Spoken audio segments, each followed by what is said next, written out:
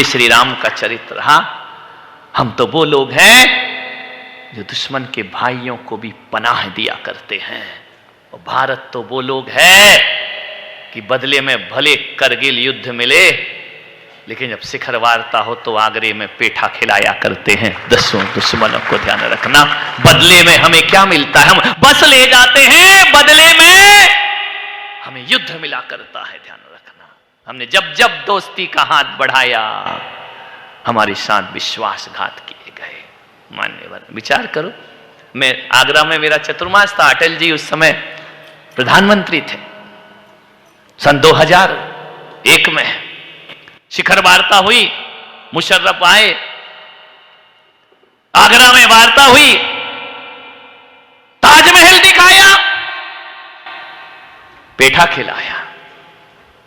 आगरे के 2-4 चीज बड़ी फेमस है, आगरे का ताजमहल और आगरे का।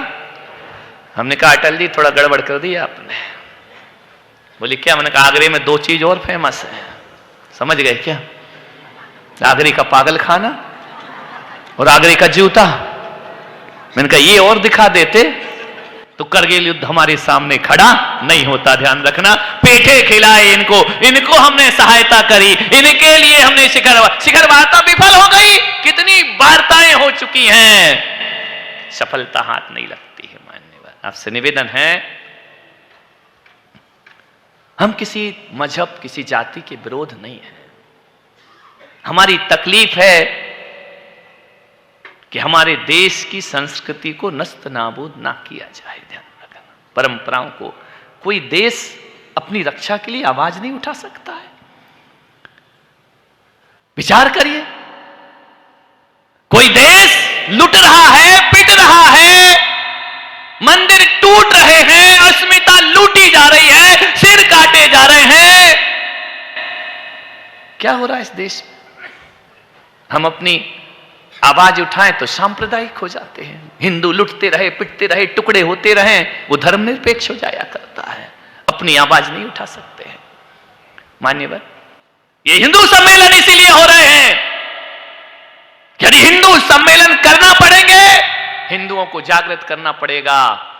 यदि इस देश में हिंदू होता ना, तो उबरी वालों मैं कह रहा हूं, इस देश में गौ हत्या कभी नहीं होती। ध्यान रखना, इस देश में ब्राह्मण है, इस देश में सिख है, इस देश में राजपूत है, इस देश में गुर्जर है, हिंदू नहीं है। हिंदू होता तो गाय का रक्त बहता इस देश में। मान्यवर, ध्यान रखा, नहीं बहता। इस देश में यदि हिंदू होता, आज देखो इजराइल ने कैसे अपने देश को बचाया, बांग्लादेश में हिंदुओं के साथ क्या बदसलूकी हो रही है। यदि हिंदू होता ना इस देश में, तो हमारा देश बांग्लादेश से अपने हिंदुओं को वापिस अपने हिंदुस्तान में वापिस बुला लेता। ध्यान रखना है, नहीं मारा जा रहा है, लड़कियों को घसीट घसीट के उनके साथ सड़कों पे नग्न किया जा रहा है, मारा जा रहा है, उन्हें जिंदा जलाया जा रहा है। पड़ोसी देशों में जाकर के देखो क्या कर रहा है हिंदू, कुछ नहीं कर रहा है। सोचना है आप। इसलिए हिंदू सम्मेलन रखना जरूरी है पूरे देश में। इस देश में हिंदू होता तो दिन दहाड़े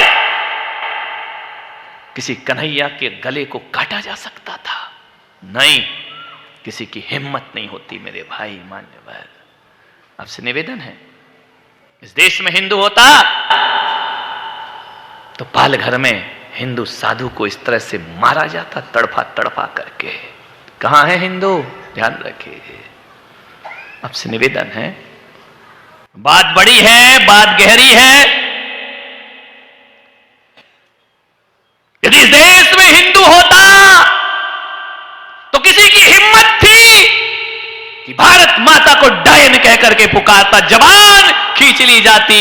यदि इस देश में हिंदू होता तो तिरंगा जलाया नहीं जाता, उसे पैरों से रौंदा नहीं जाता। उस देश में हिंदू होता तो वंदे मातरम पर रोक लगाने की कोई हिम्मत नहीं कर सकता था। ध्यान रखिए, हिंदू ही तो नहीं है इस देश में। मान्यवर, हिंदू पैदा करो, हिंदुत्व पैदा करो, अपने अंदर जागृत करो। हमारे देश में गालियां दी जाती, हमारे देश को। पड़ोसी मुल्क यदि मैच जीत जाए तो हमारे देश में ईद बन जाती है, ध्यान रखना, खुशी हो जाती है, पाकिस्तान जीत गया, पाकिस्तान जीत गया। अरे मेरे भाई, भारत में रहकर भी भारत के नहीं हो सके तुम लोग, ध्यान रखना। बस इस चीज की बहुत बड़ी पीड़ा है, बहुत बड़ा दर्द है। मान्यवर, जब मैं संघ के बीच बोलता हूं तो भूल जाता हूं कि मैं संत हूं, ध्यान रखना। मुझे लगता है कि मैं केवल भारत माता का एक सपूत हूं, उसके लिए सब कुछ समर्पित कर दूं, ध्यान रखना। मान्यवर, हालांकि हम पे भी बहुत धमकियां आती हैं, अब आए तो आए, वतन के लिए कुछ सर कटे तो कट जाए, कोई परवाह नहीं होना चाहिए, ध्यान रखना। मान्यवर, एक निवेदन है, एक आग्रह है आपसे, ना तो ये देश चरखा काटने से मजबूत हुआ है, ना इस देश को आजादी चरखे चलाने से मिली है, और ना इस देश को आजादी भगत सिंह सुखदेव की फांसी से मिली है। इस देश को आजादी यदि मिली है, इस देश का गौरव यदि बड़ा है, तो उस माता के कारण बड़ा, उन माताओं के कारण जिनने अपने सपूत भारत माता के चरणों में बलिदान कर दी है, ध्यान रखना है। उनसे इस देश का गौरव बढ़ा है, इस देश की मजबूती आई है। मैं मातृ शक्ति को बहुत बहुत आशीर्वाद प्रदान करता हूं, ध्यान रखना है। यदि ये अपनी माताएं अपने बच्चों को सेना में नहीं भेजेंगी, फौज में नहीं भेजेंगी, आजादी के दीवाने नहीं बनाएंगे, देश के प्रति गौरव नहीं बनाएंगे, तो ना चरखा काम आएगा, ना फांसी का फंदा काम आने वाला है, ध्यान रखना। आपसे मेरा निवेदन है, विनम्रता से बड़ा आग्रह है, देश के लिए एक जज्बा पैदा करो, समाज के लिए एक जज्बा पैदा करो, राष्ट्र के लिए एक जज्बा पैदा करो, एकता के साथ जीने का प्रयास करिए, अपने अंदर गौरव पैदा करो। मालूम है देश का स्वाभिमान क्या होता है? जापान से एक व्यक्ति हवाई जहाज में बैठकर अमेरिका जा रहा था। ऐसी व्यवस्था थी उसमें कि हवाई जहाज में टिकट के साथ भोजन भी मिलता है। कुछ ऐसे हैं जिनको भोजन नहीं मिलता, पहले की व्यवस्था, अब तो सबको मिलता है। जापानी व्यक्ति ने देखा कि अमेरिका के व्यक्ति ने कहा मुझे भोजन दिया जाए। जापान के प्लेयर ने कहा कि आपकी टिकट में भोजन इंक्लूड नहीं है, आपको भोजन नहीं मिलेगा। अमेरिका का व्यक्ति 1000 गाली बकता है जापान को, लूट मार मचा रखी है, भोजन नहीं दिया है, 1000 गालियां दे, जापान के लोग सब बेकार है, घटिया है, व्यापारी लोग हैं। इतनी बातें चल रही थी कि जापान का एक व्यक्ति बाजू में बैठा था, उसकी टिकट में भोजन इंक्लूड था। उसने अपनी थाली ली और अमेरिका के व्यक्ति के आगे रख दी, तुम भोजन करो। उसने भोजन कर लिया। भोजन करने के बाद उसने पूछा कि तुम्हारी टिकट में भोजन था तो तुमने मुझे क्यों कराया? बोले जो भोजन मेरी थाली के सामने रखा था ना, वो मेरे गले नहीं उतर रहा था, खाने का मन नहीं हो रहा था। बोले ऐसा क्या हुआ? बोले मेरे देश को कोई गाली देगा तो मैं भोजन नहीं कर सकता हूं, तू भोजन कर ले, मैं भूखा अमेरिका चला जाऊंगा, मैं वहां जाके कर लूंगा। ये निवाला मेरे अंदर नहीं जाएगा, कोई मेरे वतन को यदि गालियां देगा। बताओ हिंदुस्तानियों, तुम्हारे देश में तुम्हारी भारत माता को डायन कहा जाता है और तुम्हारे मुंह से निवाला अंदर जाता है। ध्यान रखिए, क्या ये लोग वतन की रक्षा करेंगे? भारत माता को गालियां दी जाती हैं, तिरंगा फाड़ा जाता है, जलाया जाता है, हम मजे से भोजन करते हैं अपने घरों में बैठकर। क्या होते हैं देशभक्ति, क्या होता है जज्बा? उसने कहा कि तेरे से बहस करने से अच्छा मैं अपनी थाली का भोजन तुझे करा देता हूं, लेकिन ए भाई, मेरे वतन को दी गई गालियां मैं बर्दाश्त नहीं करता हूं। उसने कहा क्या संदेश देना चाहते हो? वो संदेश देना चाहता था कि अपने वतन के लिए अपने अपने भोजन को भी छोड़ना पड़े तो जापानी छोड़ने को तैयार हुआ करता है। मेरा वतन मजबूत होना चाहिए। अरे अपनों से नाता तोड़ना पड़ता है, तब जाकर देश की रक्षा होती है, देश का स्वाभिमान जगता है। ना देश नहीं रहेगा तो धर्म कैसे रहेगा दुनिया में? धर्म नहीं रहेगा तो समाज कैसे रहेगी? और समाज नहीं रहेगा तो परिवार कैसे रहेगा? और परिवार नहीं रहेगा तो व्यक्ति जिंदा। अरे आग लेकर हाथ में पगले जलाता है किसे? आग लेकर हाथ में पगले जलाता है किसे? अगर ये बस्ती ना रही तो फिर तू कहां रह पाएगा? ध्यान रखना है, तू कहां रह पाएगा इस धरती पर? इतना ही कहूंगा कि देश के लिए कुछ करो, केवल सोशल मीडिया के लिए नहीं, रील के लिए देश के गीत मत गाओ।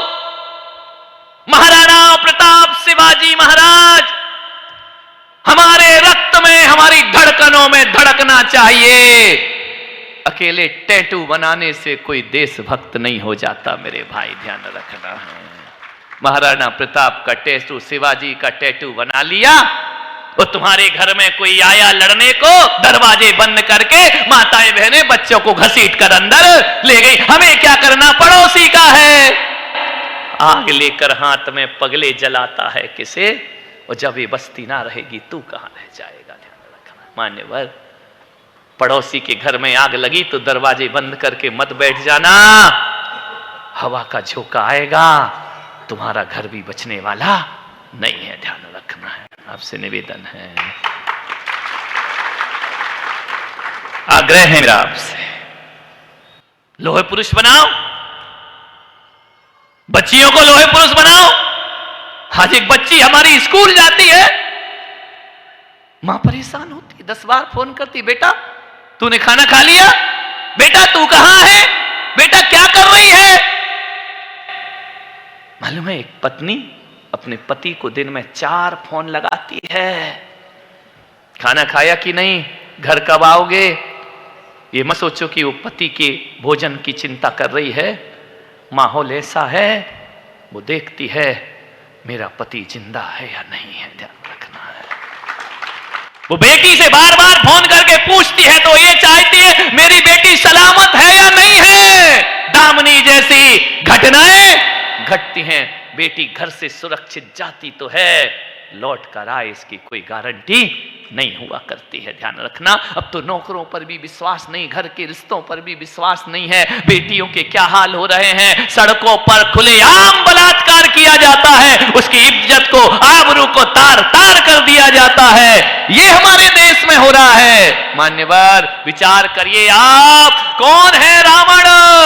रावण वो नहीं है जिसने सीता माता को सौगंध खाई कि स्वेच्छा से मेरा वर्ण ना करे तो मैं उसको हाथ तक नहीं लगाऊंगा, ध्यान रखना है। और आज क्या हो रहा है मेरे भाई, देखिए सीता माता सुरक्षित लौट कर आई, ध्यान रखना। रावण की लंका में रहने के बाद भी उसकी साड़ी का एक एक धागा अग्नि से भी ज्यादा पवित्र हुआ करता है, ध्यान रखिए। हमारे यहाँ के राक्षसों में भी वह मानवीय वृत्ति मौजूद थी, आज मानव में राक्षसी वृत्ति आ गई है, ध्यान रखना। बेटियां सुरक्षित नहीं है, कब कौन से गाड़ी में बम पटक दिया जाए, धमाका हो जाए, जीवन समाप्त हो जाए। आदमी जाता तो शान से है लेकिन लौट कर आए, इसकी कोई गारंटी। कैसा माहौल बना दिया हमारे देश का। हमारी बेटियों को बरगला के, फुसला के उनका धर्म बदल दिया जाता है, शादी करके उनका शोषण किया जाता है। मान्यवर धर्मांतरण हो रहा है, लोगों की आस्थाएं छीनी जा रही हैं। कैसे देश हमारा मजबूती के साथ आगे बढ़ेगा?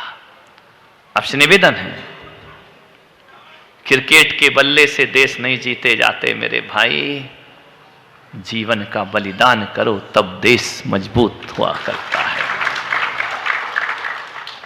क्या देश की नीतियां हैं, कुछ समझ नहीं आती मुझे। ये क्रिकेट के बल्ले से देश जीत ले तो 80-80 लाख, 1-10 करोड़ की गाड़ियां, बंगले सब दिए जाते हैं उसे, बड़ी सुविधाएं, जैसे बहुत बड़ा काम कर लिया हो। विचार करिए, खेलने वालों को कितना पुरस्कार, कितना पैसा, महंगी महंगी कारें दी जाती हैं, बंगले दिए जाते हैं, स्वर्ण पदक दिया जाता है। और जो मेरा सैनिक सीमा पे बलिदान होता है, उसके घर की खबर नहीं ली जाती है इस देश में। कौन है असली भारत रत्न पाने का अधिकारी? वो जो बर्फीली घाटियों में, जब तुम यहां बैठ करके कंबल और शाल ओढ़ करके बैठे हो अग्नि के सामने, वो हिमालय की चोटियों पर ध्यान रखना, बर्फीली शिलाओं पर पड़ा हुआ है देश की रक्षा के लिए। मान्यवर, उनके लिए कुछ नहीं, 2 शब्द आते हैं बस, एक तिरंगा में लपेट के संस्कार हो जाता है, खत्म हो गया। मान्यवर, उनके लिए होना चाहिए। खेल कूदों के लिए लाखों करोड़ों खर्च हो रहे हैं इस देश में, क्या होता है उससे? स्वाभिमान जगता है। स्वाभिमान तो सैनिकों से जगा करता है। मान्यवर, ध्यान रखना, जो लड़ रहे हैं हमारे लिए। यदि सीमा पर सैनिक नहीं जगेगा तो देश रात को चैन की नींद नहीं सो पाएगा। ध्यान रखना, आपसे निवेदन करता हूं, आग्रह है आपसे,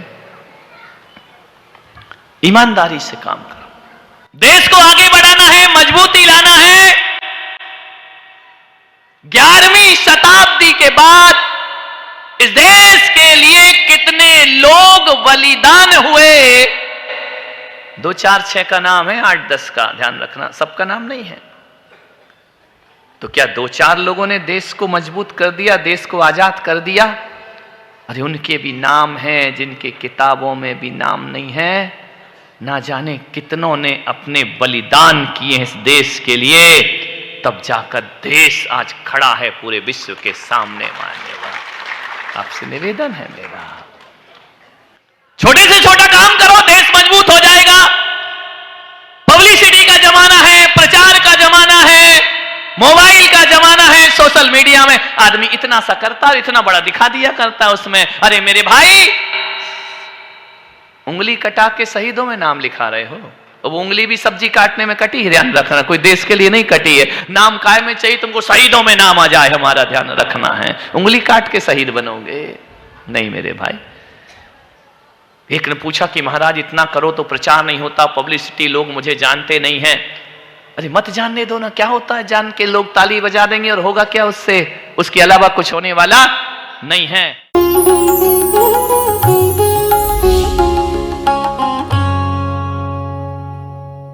भगवान महावीर के अमर संदेश जीव दया की राह पर चलते हुए भारत गौरव राष्ट्र संत आचार्य श्री पुलक सागर जी गुरुदेव की प्रेरणा से वात्सल्य धारा ट्रस्ट द्वारा संचालित एक महाअभियान, शिक्षा और सेवा समय की मांग, वात्सल्य धारा एक समाधान, मानवीयता की दुनिया में बढ़ते कदम, वात्सल्य धारा एक प्रकल्प अनेक, सुशिक्षा, सुस्वास्थ्य शिविर, औषधि वितरण, वात्सल्य धारा रुग्ण वाहिनी, अहिंसा प्रसार, माँ जिनवाड़ी संग्रहालय, जीव दया, गौ सेवा, कन्यादान, वात्सल्य धाम। सामर्थ्य अनुसार सहयोग धनराशि प्रदान कर हमसे जुड़े। बैंक खाता विवरण निम्नवत है, अथवा आप अपनी दान राशि दिए गए QR कोड को स्कैन करके हमें UPI द्वारा सीधे भेज सकते हैं। आपके द्वारा दिया गया दान आयकर की धारा ATG के अंतर्गत कर मुक्त है। पूछताछ हेतु हमें संपर्क करें 991098 7666 98109 00699।